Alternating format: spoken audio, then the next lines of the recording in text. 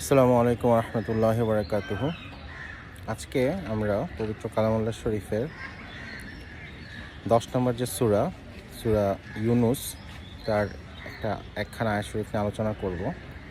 মহান আল্লাহ পাক কালামুল্লাহ শরীফে ইরশাদ মুবারক করেন, বিসমিল্লাহির রহমানির রহিম, আলা ইন্না আউলিয়া আল্লাহি লা খাউফুন আলাইহিম ওয়া লা হুম ইয়াহজানুন আল্লাযীনা আমানু ওয়া কানু ইয়াত্তাকুন লাহুমুল বুশরা ফিল হায়াতিদ দুনিয়া ওয়া ফিল আখিরাহ লা তাবদীলা লিকালিমাতিল্লাহ যালিকা হুয়াল ফাউজুল আযীম।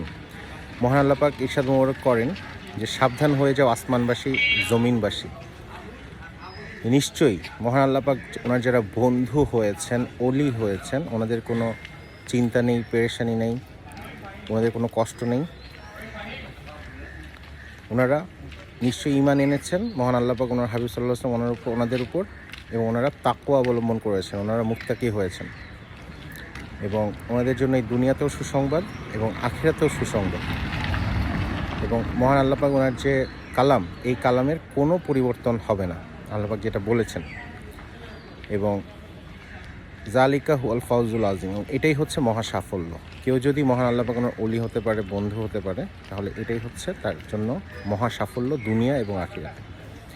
তো মহান আল্লাহ পাক আমাদের সবাইকে, মহান আল্লাহ পাক ওনার যারা অলি রয়েছেন, অলি আল্লাহ রয়েছেন, ওনাদেরকে চেনার, ওনাদের কাছে যাওয়ার এবং ওনাদের সংসর্গ সোহবত অবলম্বন করার তৌফিক দান করুন। এবং আমাদের সবাইকে মহান আল্লাহ পাক ওনার অলি হিসেবে কবুল করে নিন, আমিন। ওয়া আখিরু দাওয়ানা আনিল হামদুলিল্লাহি রাব্বিল আলামিন। আসসালামু আলাইকুম ওয়া রাহমাতুল্লাহি ওয়া বারাকাতুহু।